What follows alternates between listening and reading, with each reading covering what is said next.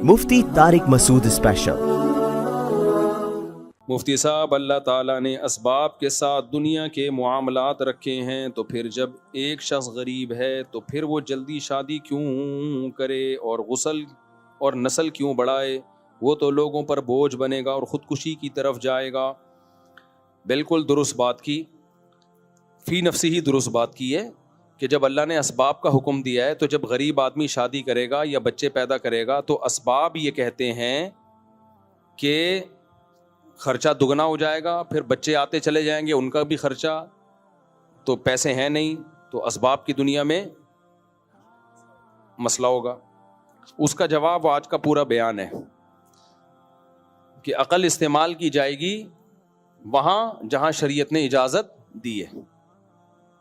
جہاں شریعت نے کہیں آرڈر آ جائے تو پھر اس سے آگے عقل کا استعمال کرنا یہ عقل کا غیر ضروری استعمال ہے۔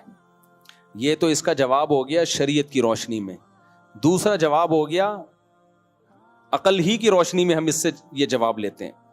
دیکھو یہاں اگر آپ عقل استعمال کرتے بھی ہو تو عقل کے دو طریقے ہوتے ہیں استعمال کرنے کے، ایک ہے صحیح طریقہ، ایک ہے غلط طریقہ۔ صحیح طریقہ وہ ہے جو وحی کی روشنی میں ہو، جس سے انسان کی عقل سیدھی راہ دکھاتی ہے۔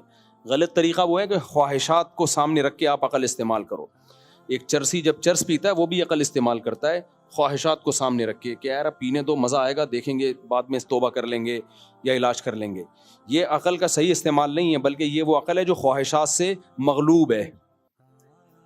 جو عقل خواہش سے مغلوب نہیں ہوتی وہ کہے کہ بھائی یہ چرس بری چیز ہے، مزہ ہے 2 منٹ کا اور یہ اس کا چسکا لگے گا، بعد میں چھوڑنا بہت مشکل ہو جائے گا۔ تو ایسے ہی جو ملحد ایتھیس لوگ ہیں وہ یہاں بھی عقل کا غلط استعمال کرتے ہیں۔ وہ کہتے ہیں کہ جب شادی ہو جائے گی تو ابھی پیسے تو ہیں نہیں، پھر بچہ ہو جائے گا تو پیسے تو ہیں نہیں۔ بات یہ ہے کہ پیسہ ایک ایسی چیز ہے جس کے بارے میں یقینی طور پر بتانا کہ کب کون سے اسباب پیسے کے آپ میں پیدا ہوں گے کب نہیں ہوں گے، یہ عقلی طور پر ممکن ہی نہیں ہے، کیونکہ روز روز نئے نئے اسباب پیدا ہوتے ہیں اور نئے نئے اسباب اور پرانے اسباب فنا ہوتے ہیں۔ وسائل جو ہے نا، وسائل، اس کی کوئی اسپیسیفک کیلکولیشن ہو ہی نہیں سکتی کسی بھی دور میں۔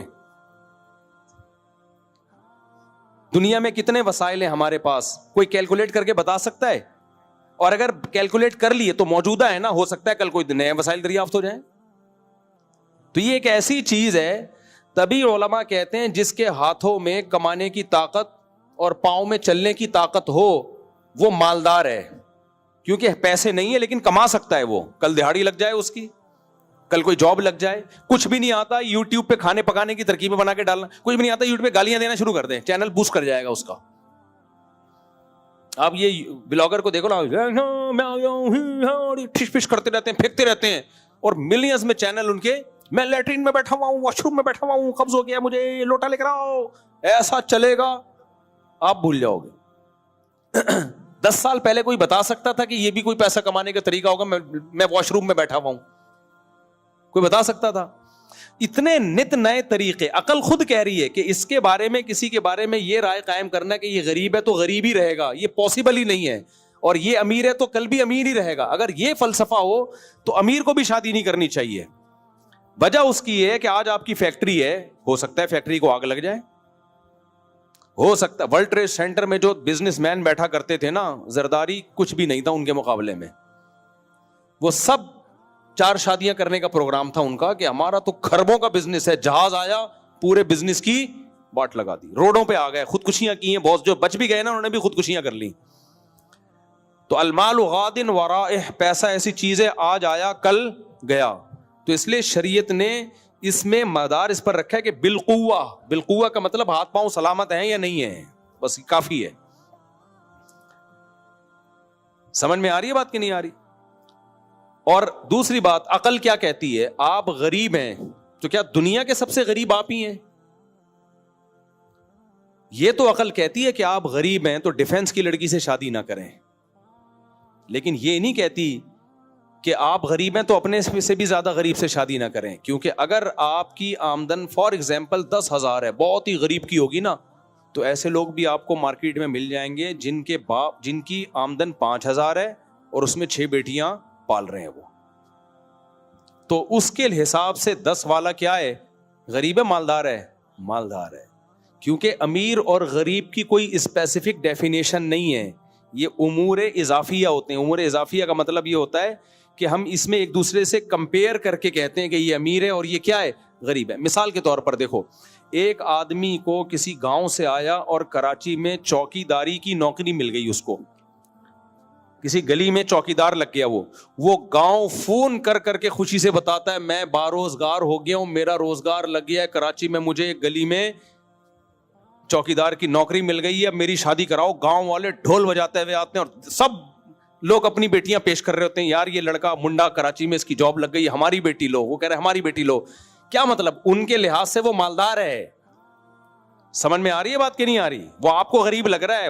اگر وہ غریب ہوتا تو غربت پہ مٹھائیاں تھوڑی بانٹ رہا ہوتا اور اس کے رشتے تھوڑی آ رہے ہوتے. لین لگتی ہو بھائی کراچی سے. جب یہ کراچی سے جو مزدور پیشہ لوگ گاؤں دیہاتوں میں جاتے ہیں نا, یہ بوٹ پالش کرتے ہیں, کپڑوں کو استری کرتے ہیں, آنکھوں میں سرما لگاتے ہیں اور بسوں سے ایسے تیار ہو کے نہا دھو کے گاؤں میں ایسے جا رہے ہوتے ہیں جیسے $6 ملین مین. انگلش فلم آیا کرتی تھی بچپن میں, $6 ملین مین, اس کے کروڑ پتی آدمی تھا وہ. تو ایسے لگتا ہے کہ اگلے الیکشن میں اب گاؤں میں یہی جیت جائے. ایسے آتے ہیں اور گھر میں جا کے 50 کا نوٹ نکالتے ہیں. حقیقت ہے ان کے لحاظ سے یہ کیا ہے, بہت امیر ہے. تو وہ ایسے ہمارے لحاظ سے وہ غریب ہے, تو وہ اپنے جیسے غریبوں میں شادی کرے, وہ ان کو امیر ہی سمجھے گی ان کی بیوی ان کو. کیونکہ شادی جہاں خاندان انسانوں میں ہی ہوتی ہے نا, تو انسانوں میں آپ جیسے اور بھی بہت سارے انسان ہیں. آپ اگر ٹماٹر بیچتے ہو تو ایسے لوگ بھی ملیں گے جن کو ٹماٹر بیچنے کی طاقت بھی نہیں ہے, ایسی لڑکیاں بھی مل جائیں گی آپ کو. اور ڈیفنس والے کی نظر میں یہ کیا ہے, غریب ترین انسان ہے. یہ تو بیچارہ گلی میں چوکیداری کر رہا ہے, یہ تو ٹماٹر بیچ رہا ہے. سمجھ میں آ رہی ہے بات کہ نہیں آ رہی؟ ایک بات. آگے دوسری بات رہی بچوں کی. تو عقل یہ کہتی ہے کہ ابھی جیب میں پیسے نہیں ہیں, بچہ جب پیدا ہوگا تو کہاں سے کھلائیں گے. یہ وہ عقل ہے جو شہوت سے متاثر ہے, جو خدا کے مقابلے میں. جب وحی کے نور سے عقل آراستہ ہوتی ہے تو پھر عقل صحیح استعمال ہوتی ہے. عقل کہتی ہے بچہ پیدا ہوا, ماں کی چھاتیوں میں دودھ آیا. اس کا مطلب پیدا کرنے والا اس سے غافل بولو نہیں. اس کا رزق کا انتظام کس نے کیا ہوا ہے؟ اللہ نے. اب پھر وہی شہوت پرستوں کی عقل, وہ کہیں گے یار بچے کے لیے صرف دودھ ہی تو نہیں چاہیے نا, بچے کو صرف دودھ چھوڑی چاہیے, بچے کو تو اسکول کا فیسیں اور آگے علاج اور فلانا اور ڈمکانا. یہ وہ عقل ہے جو شہوت پرستی سے اور کنجوسی سے مغلوب ہے. اصل میں پیسہ بچانا مقصد ہے کہ میں ہی کھا جاؤں سارا. لیکن یہاں بھی جس کی عقل صحیح استعمال ہوگی وہ کہے گی بھائی, وہ عقل کہے گی ایک سائن ہے, علامت ہے. پیدا کرنے والا کہہ رہا ہے ابھی اس کے لیے ضرورت دودھ کی ہے, تو میں نے اپنی طاقت سے دودھ پیدا کر دیا. جو سب سے مشکل کام تھا وہ میں نے کر دیا, تو جو آسان ہے وہ نہیں کر سکتا میں. سب سے مشکل کام جو کسی کا باپ نہیں کر سکتا وہ دودھ پیدا کرنا ہے. بچوں کی اسکول کی فیسوں کا زکاتوں سے بھی انتظام ہو سکتا ہے. فری پھوکٹ کے اسکول بھی کھل جاتے ہیں, فری میں ٹیوٹر بھی مل جاتے ہیں. اور پہلی بات, بہت سے بچوں کے لیے تعلیم ضروری بھی نہیں ہوتا, یہ بھی نالج ہے. حالانکہ یہ نہ 8ویں پاس ہے نہ 9ویں پاس ہے, 10ویں میرے سامنے گولڈ اور پیتل لا کے رکھو, میں نہیں فرق اب تک نہیں کر سکتا. آپ مذاق سمجھ رہے ہو؟ میرے سامنے اگر آپ سونا اور پیتل رکھ دو نا, میں نہیں فرق کر سکتا اس میں سونا کون سا ہے اور پیتل. خواتین کر لیتی, میں نہیں کر سکتا, میرے جیسے بہت سے مرد نہیں کر سکتے ہوں گے. مجھے نہیں پتا چلتا یہ گولڈ ہے یا کیا ہے, جو ہم نے کبھی استعمال ہی نہیں کیا بھائی. اگر کبھی خریدا بھی گھر والوں کے لیے تو گھر والوں کو ہی دکھایا, تم دیکھ لو بھائی کیا ہے, ہمیں تو نہیں پتا بھائی کیا ہے. یہ رسید کو دیکھ لیا, رسید پہ گولڈ لکھا ہوا ہے, بندہ قابل اعتماد ہے, ٹھیک ہے بھائی. لیکن ایک کچرا چننے والے کو گولڈ, پیتل, سلور, کاپر, یہ سب چیزوں میں فرق پتا ہوتا ہے. یہ بھی پتا ہوتا ہے یہ کاپر 1 نمبر خالص ہے, اس میں ملاوٹ ہے. ہو سکتا ہے کسی سائنٹسٹ کو نہ پتا چل رہا ہو. یہ جو پہلے زمانے کے حکیم بڑے ایکسپرٹ ہوا کرتے تھے, میڈیکل سائنس تھوڑی بڑی ہوتی, تجربے کر کر کے, نبضیں چیک کر کے علامتیں دیکھ کے اتنے ایکسپرٹ ہو جاتے تھے, سمجھ جاتے تھے اس کی شوگر بڑھی ہوئی ہے, یہ شوگر کم ہوئی ہوئی ہے. حالانکہ کوئی لیب نہیں تھی. پہلے زمانے میں بھی شوگر ہوتی تھی, حکیم کیسے علاج کرتے تھے؟ وہ اندازہ ہو رہا ہے اس کو یوں ہو رہا ہے, اس کو اندازہ ہو گیا اس کی شوگر بڑھی ہوئی ہے, اس کو کہا کہ اٹھک بیٹھک کر لے, لگا ورزش کروائی اس کو, اس کا شوگر لیول کیا کر دیا, ڈاؤن.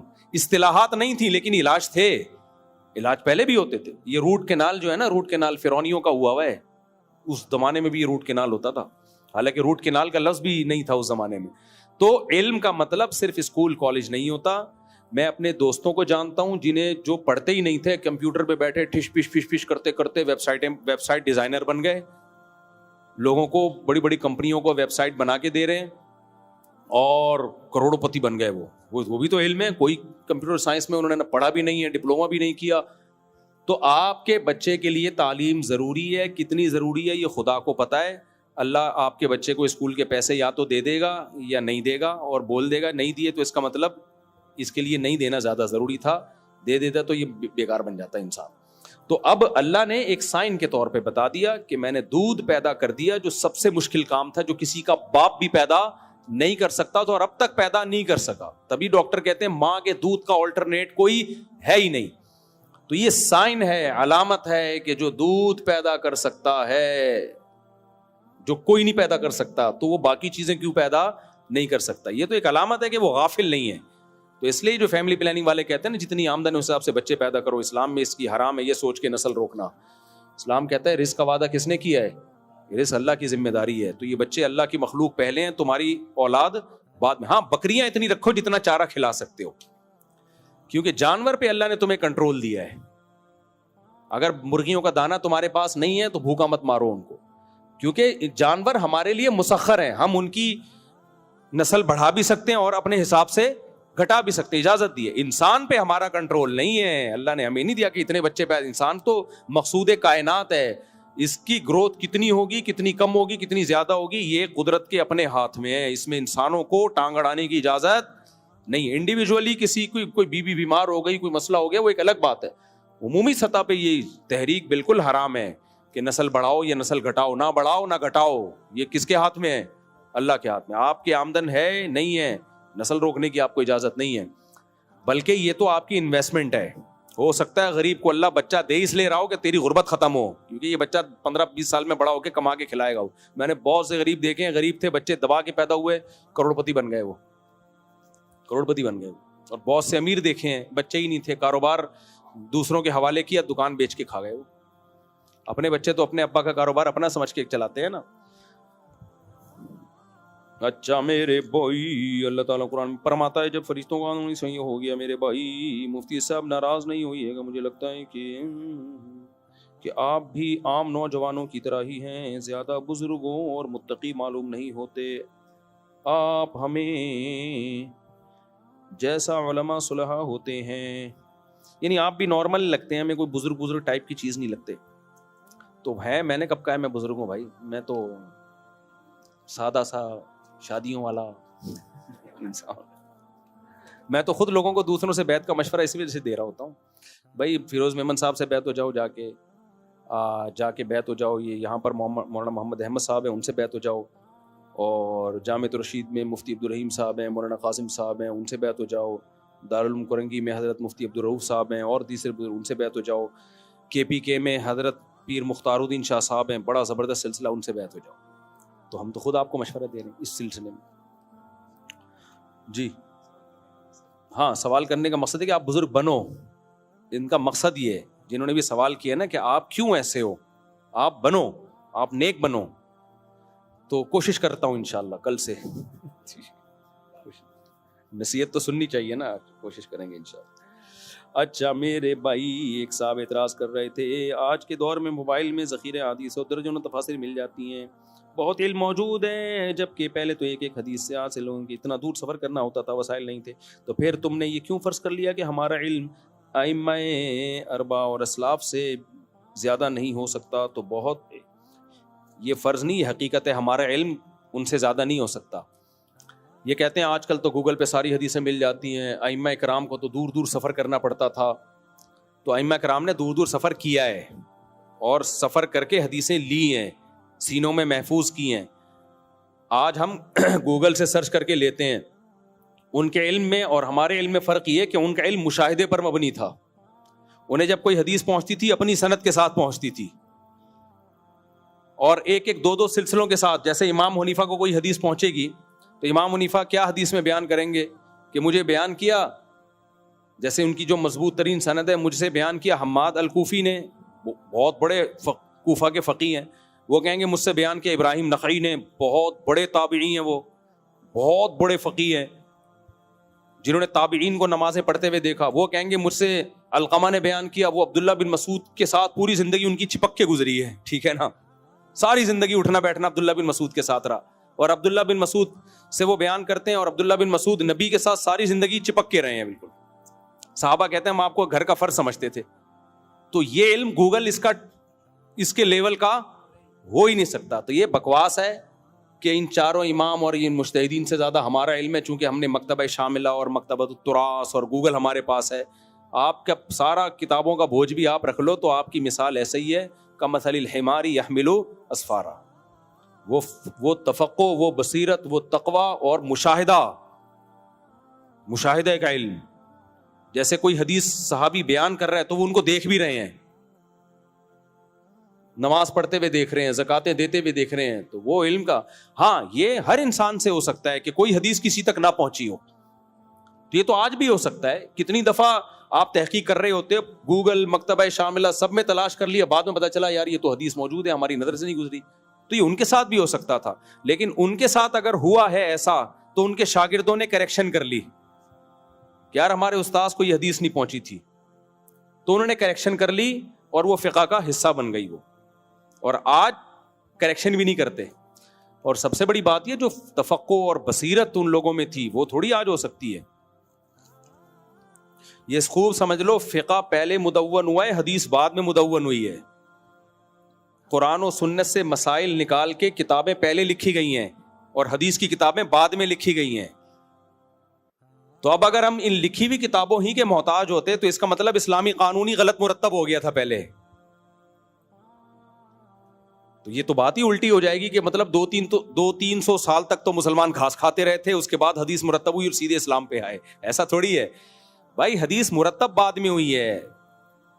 یہ تھوڑی کہ حدیث پہلے تھی نہیں, پہلے سندوں کے ساتھ سینہ بسینہ حدیث چلتی تھی, اسی کو روشنی میں انہوں نے مسائل نکال کے اخذ کر کے مرتب کر دیے. کیونکہ فقہ کو مرتب کرنے کی ضرورت پہلے زیادہ تھی, زیادہ اس لیے تھی کہ اسلامی لاء تو فوراً چاہیے نا, تو اس کو پہلے مرتب کر لیا گیا. حدیثیں بعد میں پھر ریٹن فارم میں لائی گئیں, لیکن حدیثیں تھیں پہلے. امام حنیفہ اپنی سندوں سے, عبداللہ مبارک اپنی سندوں سے, سفیان ثوری اپنی سندوں سے, ابراہیم نخعی اپنی سندوں سے, حضرت عبداللہ بن عباس کے شاگرد تھے اکرمہ, مجاہد, یہ سارے, سعید ابن جبیر, یہ ساری. اور ان کے علم کیا تھے بھائی؟ سعید ابن جبیر عبداللہ بن عباس کو نمازیں پڑھتے ہوئے دیکھ رہے ہیں, فتوے دیتے ہوئے دیکھ رہے ہیں, طاؤس دیکھ رہے ہیں. یہ تو ان کے لیول کا ٹکر کا تو کوئی ہو ہی نہیں سکتا بھائی.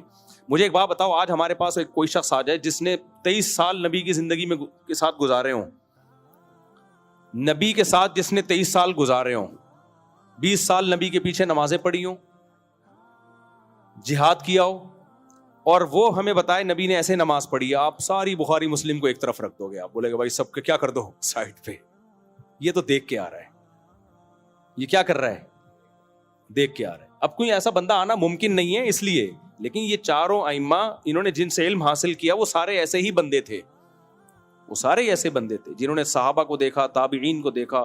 تو اس لیے ان کے ٹکر کا علم اب ہو نہیں سکتا, امپاسبل, یہ ممکن ہی نہیں ہے.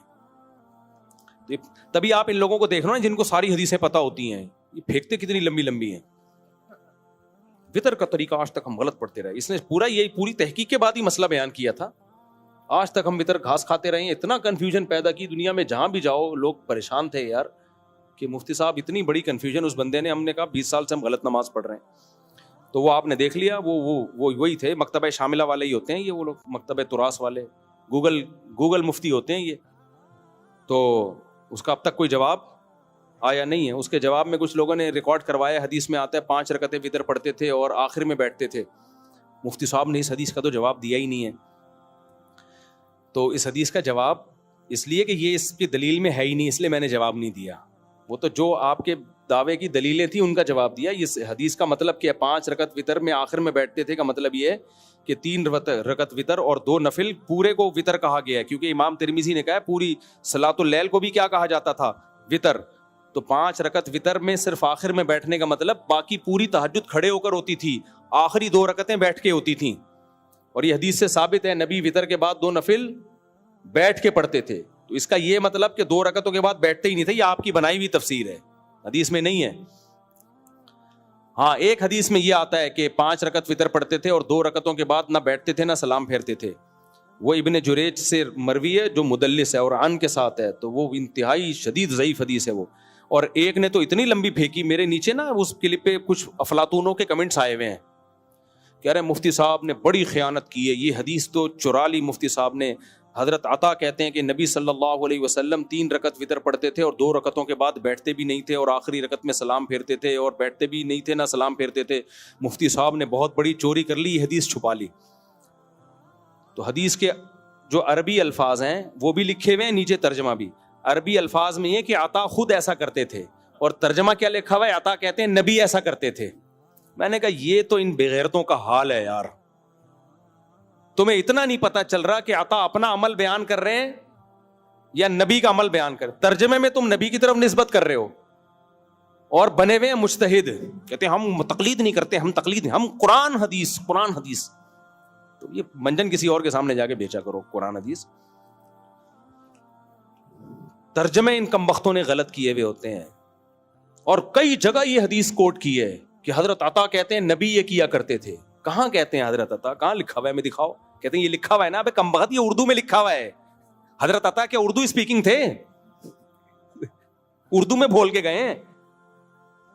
تو وہ کہتے ہیں یہ عربی سے ترجمہ ہم نے کیا ہے. تو بھائی یہ ترجمہ غلط کیا ہے, حضرت عطا نے نبی کی طرف نسبت, ان کا اپنا اجتہاد تھا یہ. تو ہم حضرت عائشہ کے عمل کو لیتے ہیں. حضرت عائشہ نبی کی وتر کو زیادہ سمجھتی تھیں.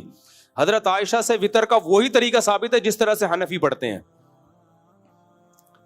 بالکل ایز اٹ از یہی طریقہ ثابت ہے. اور باقی تمام طریقوں کی نفی ہے سیدہ عائشہ سے. باقی ٹھیک ہے اختلافی مسئلہ ہے, تو اختلافی مسئلہ ہے تو ہم حضرت عائشہ کو فالو کر رہے ہیں, اور اس میں حدیث مرفوع بھی ہے, نبی کا عمل بھی ہے. اور عبداللہ بن عمر کا عمل یہ ہے کہ وہ 2 رکعت کے بعد سلام پھیرتے تھے. تو اس کے جوابات 2 رکعت کے بعد سلام پھیرنے نہیں پھیرنے ایک الگ ٹاپک ہے, میں اس پہ بھی انشاءاللہ ریکارڈ کرواؤں گا. لیکن وتر 3 پڑھنے ہیں تو 2 رکعت کے بعد آپ کو قاعدہ کرنا پڑے گا. ایک صاحب نے کہا کہ میں نے خود حرم میں وتر پڑھے ہیں, امام کعبہ نے تراویح کے بعد 3 وتر پڑھائے, 2 رکعت کے بعد قاعدہ نہیں کیا, ڈائریکٹ کھڑے ہو گئے. صاحب امام کعبہ تو غلط نہیں ہو سکتے. تو پھر آپ ایک اصول پہ ٹکو, آپ بولو پھر قرآن و حدیث کی میں ہمیشہ وہ تشریح مانوں گا جو امام کعبہ سے من, پھر دلیل ولیل کی بات مت کرو. تو اس کے جواب میں پھر ہم کہیں گے آج آپ امام کعبہ کی تقلید کر رہے ہو, ہم ابو حنیفہ کی کر رہے ہیں, پھر جو تبع تابعین میں سے اور راجح قول کے مطابق تابعین میں سے تھے, جن کو 50% سے زائد امت نے فالو کیا ہے. برے ہم امام کعبہ کو بھی نہیں کہتے, قابل احترام ہے ہمارے لیے. تو پھر آپ مقابلہ نبی کا ابو حنیفہ سے نہیں کراؤ, پھر آپ ابو حنیفہ کا امام کعبہ سے مقابلہ کراؤ, ٹھیک ہے نا, ٹھیک ہے نا. تو اس میں امام حنیفہ کا پلہ بھاری ہے. اور اگر دلیل کی بات کرنی ہے تو دلیل سے ثابت کرو. پھر آپ امام یہ نہیں کہو امام کعبہ یہ کرتے ہیں تو امام سدیس یہ کرتے ہیں. پھر لوگ کہتے ہیں حرم میں کیسے غلط ہو سکتا ہے. یقیناً حرم میں غلط نہیں ہو سکتا بشرطے کہ 1400 سال سے ہو. یہ نہیں ہو سکتا کہ حرم میں 1400 سال سے غلط نماز پڑھی جا رہی ہو. ہاں جس نماز میں اختلاف ہے, تو حنفیوں کی تو 700 سال حرم میں حکومت رہی ہے. 700 سال تو وہ حکومت رہی ہے جو پکی ڈھکی, اور اس سے پہلے بھی زیادہ تر حنفی ہی رہے ہیں. 700 سال تو وہ جو حنفی تھے دنیا میں, یعنی ان کی ایسا خلافت تھی کہ وہ غیر مسلموں کو جب فقہ کی کتابیں دی جاتی تھی نا, اسلامی قانون, تو فقہ حنفی ہی بتایا جاتا تھا ان کو. ہمارے دوست نے جرمنی کی یونیورسٹی میں جو اسلام پڑھا ہے نا, اس میں اب تک قدوری پڑھائی جاتی ہے. سمجھ میں آ رہی ہے بات, قدوری, کیونکہ خلافت عثمانیہ کے دور میں جو اسلامی لا انٹروڈیوس ہوتا تھا نا غیر مسلم کنٹریز میں, وہ قدوری اور ہدایہ ہوتا تھا. تبھی آکسفورڈ یونیورسٹی میں صدیوں تک ہدایہ پڑھائی جاتی رہی ہے اسلامی قانون کے طور پر, اور اب بھی یہ بہت ساری ان کی یونیورسٹیوں میں.